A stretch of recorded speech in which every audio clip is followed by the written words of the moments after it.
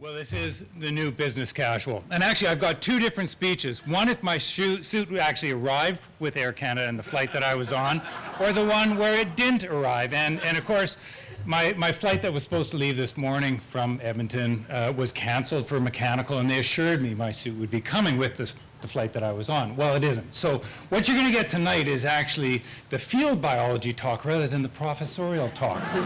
So it's kind of, in some ways, it's rather fitting because I don't really know how I got to Cap College. I was actually sitting in a field camp where I was cutting down trees for firewood.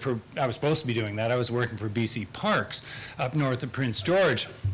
And my folks sent me this envelope with an application to Capilano College. And I thought, well, I didn't really know why I got it, but I thought, well, I could fill it out because I didn't really know what I was doing in September. And it turns out I didn't have a job in September, and I ended up at Cap College. And it was actually one of the luckiest turns that ever happened to me. It set forward a foundation and an interest in learning that really set me on a path that I hadn't really planned on. Just like I didn't plan on not having a suit, I didn't plan on actually going into university.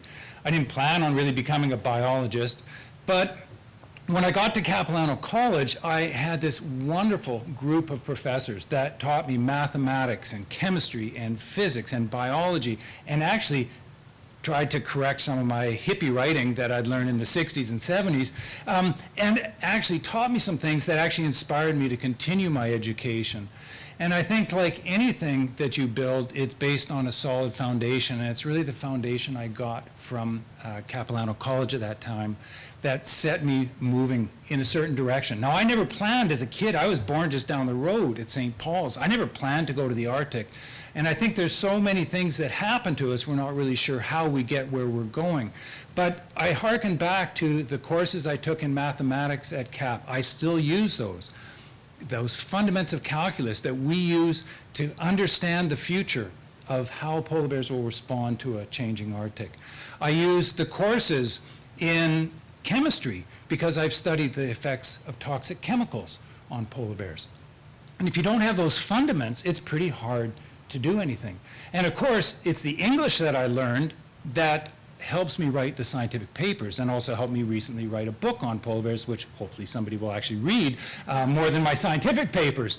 But it's also curious because I spent 7 years working for the Norwegian government as a polar bear scientist. But where did I turn to when I wanted to learn Norwegian? I actually took a night school course at Capilano College before I moved to Norway. So my history goes long and deep with Cap, and I'm very honored to be here tonight, and I wish I could have dressed up a little bit more, but nonetheless, it's been a wonderful journey, and I really do thank Capilano College, Capilano University, for selecting me as a distinguished alumnus, and all of the funding agencies and the alumnus that put me forward for this. It's a great honor.